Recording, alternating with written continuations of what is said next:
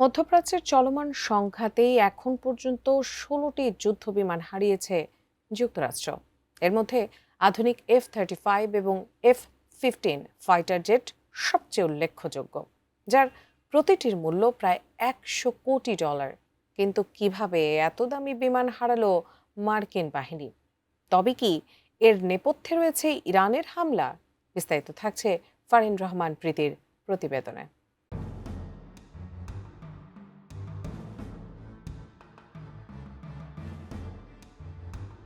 মধ্যপ্রাচ্যের আকাশে উত্তেজনা দিন দিন বেড়েই চলেছে।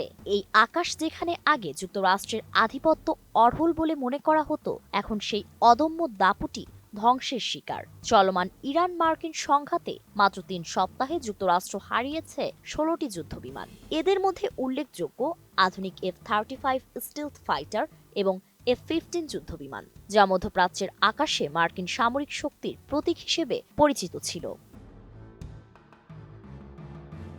অত্যাধুনিক যুদ্ধবিমান ছাড়াও রয়েছে আকাশ অভিযানে ব্যবহৃত চালকবিহীন হামলাকারী ড্রোন।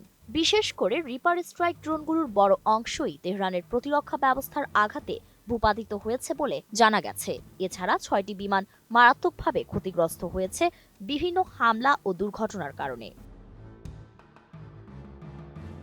ব্লুমবার্গ নিউজের প্রতিবেদনে বলা হয়েছে, কুয়েতে মার্কিন বাহিনীর ভুল নিশানায় ৩টি F-15 বিমান ভূপাতিত হয়েছে। এছাড়া মাঝ আকাশে জ্বালানি রিফুয়েলিংয়ের সময় একটি KC-135 ট্যাঙ্কার ধ্বংস হয়ে ৬ জন ক্রু নিহত হয়েছেন। সৌদি আরবের বিমান ঘাঁটিতে পার্ক করা আরও 5টি KC-135 ট্যাঙ্কার ইরানের ক্ষেপণাস্ত্র হামলায় ক্ষতিগ্রস্ত হয়েছে বলেও জানা গেছে।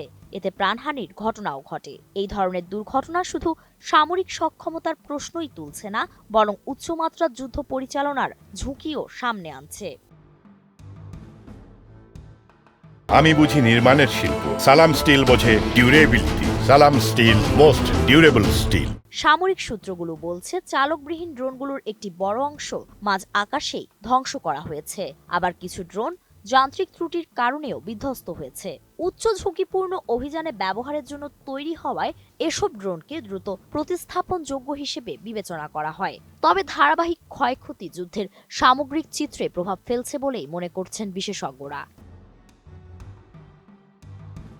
যুদ্ধের শুরুতে যুক্তরাষ্ট্র ও ইসরায়েলের প্রধান লক্ষ্য ছিল ইরানের আকাশ প্রতিরক্ষা ব্যবস্থা দুর্বল করে আকাশ সীমায় পূর্ণ নিয়ন্ত্রণ প্রতিষ্ঠা করা। কিন্তু কয়েক সপ্তাহ পেরিয়ে গেলেও পুরো অঞ্চলে সেই আধিপত্য নিশ্চিত করা সম্ভব হয়নি।